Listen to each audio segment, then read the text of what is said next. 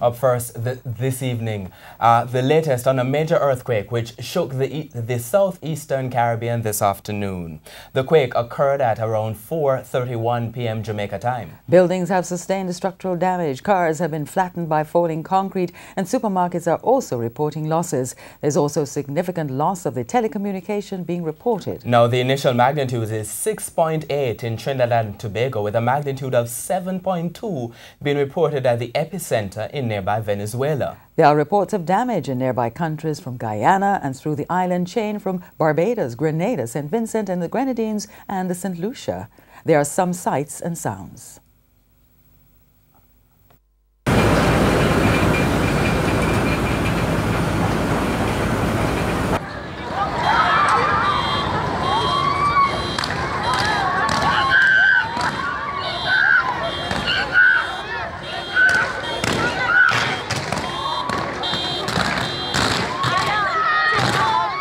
All you could see it, but that's BP building and all that's crack and rubble on the ground. And we're now joined live on the telephone by Nika Prasansal, a reporter from Trinidad's CCN TV6. Nika, good evening. Thanks for joining us. How extensive is the damage that you're hearing about?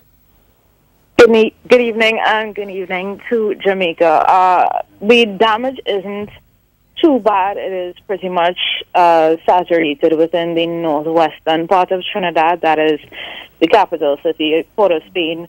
We have Chaguarama seeing some damage, which is further west of Port of Spain, down closer to that side, and as far east as Curup, which is closer to the center of northern Trinidad. Now, what kind of reaction have you been hearing? What has the public reaction been like?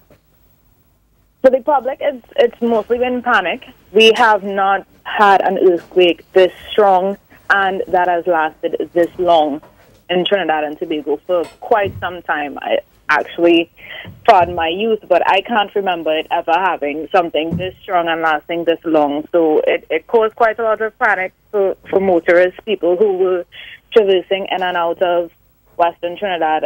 It occurred just around 5:30 Trinidad time, so that would have been just after everyone was getting out of work, trying to get home.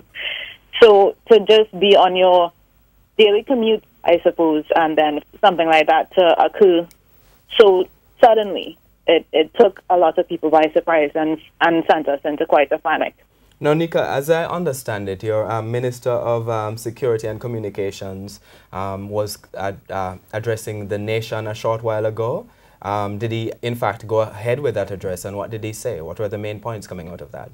Yeah, the address happened just close to news time, just before 7 o'clock in Trinidad and Tobago. And he basically explained that no major damage to government buildings has been reported so far. Health institutions or hospitals, health centers, schools, ministry buildings, things like that are all pretty much intact. And they are still surveying damage in and around the city and trying to find out whether there were any reports of damage to people's bodies, really bodily harm.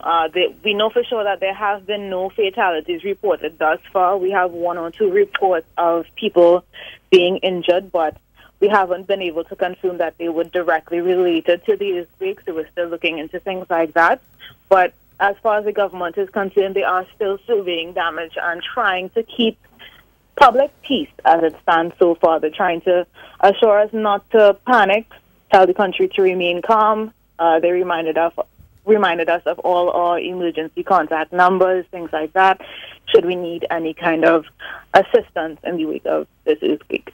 All right, thanks so much. That's Nika Prasansal, they're a reporter at CCN TV6 in Trinidad. Thanks so much for joining us, Nika.